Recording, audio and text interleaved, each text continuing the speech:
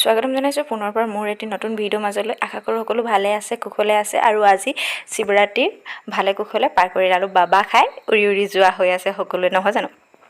আজি ৰেচিপিটোৰ কাৰণে চাউলৰ কুৰকুৰীয়া পকৰি বনাওঁ বুলি ল'লোঁ। তাৰ কাৰণে চাউল লৈছিলোঁ আধা কাপখিনি প্ৰায় 3-4 ঘণ্টামান তিয়াই থ'লোঁ। তিয়াই থৈ পেলাই মিক্সি জাৰটোত এয়া পিচি ল'লোঁ।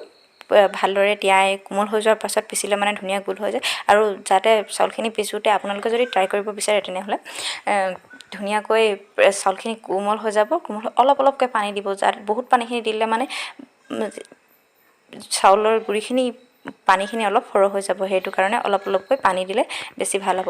তাৰ পাছত আলুখিনি বইল কৰি ৰাখি থৈছিলোঁ যে, সেই আলুখিনি বাকলিখিনি গুচাই ল'লোঁ। গুচাই লৈ কিনি এতিয়া মিক্সিৰ জাৰটোত পিচি ল'লোঁ। পিচি লোৱাৰ পিছত সেইখিনি ভালদৰে মিক্স কৰি ল'লোঁ।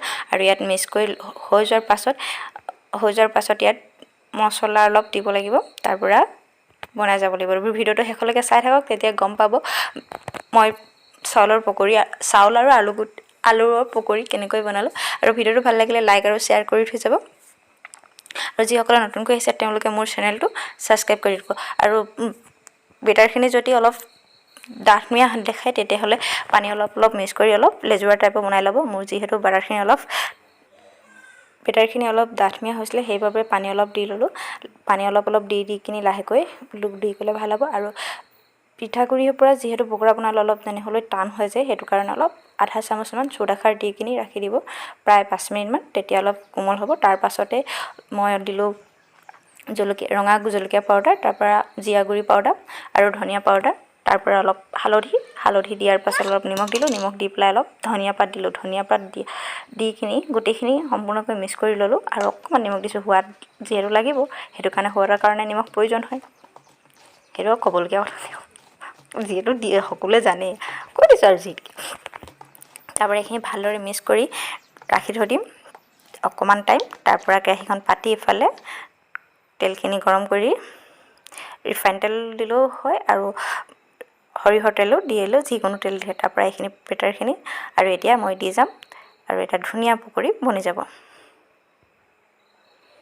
ঘৰতে এবাৰ ট্ৰাই কৰি চাব, খুব ভাল লাগে খাই কিনি, ভালেই লাগিলে।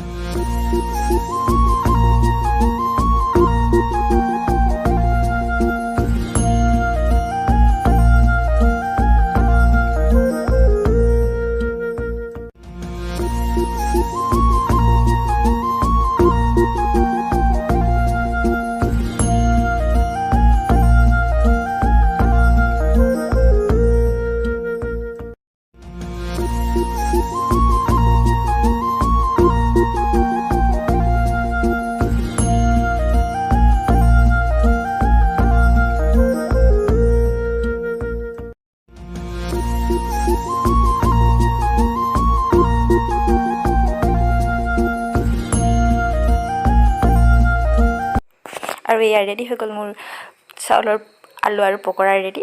এতিয়া চাহ একাপ লৈ পেলাই গধূলি খোৱাহে জুতি। আৰু ভিডিঅ'টো সকলোকে চোৱাৰ বাবে ধন্যবাদ। ইমানখিনি টাইমলৈকে চোৱাৰ বাবে বহুত ধন্যবাদ। আকৌ নতুন এটা ভিডিঅ'ত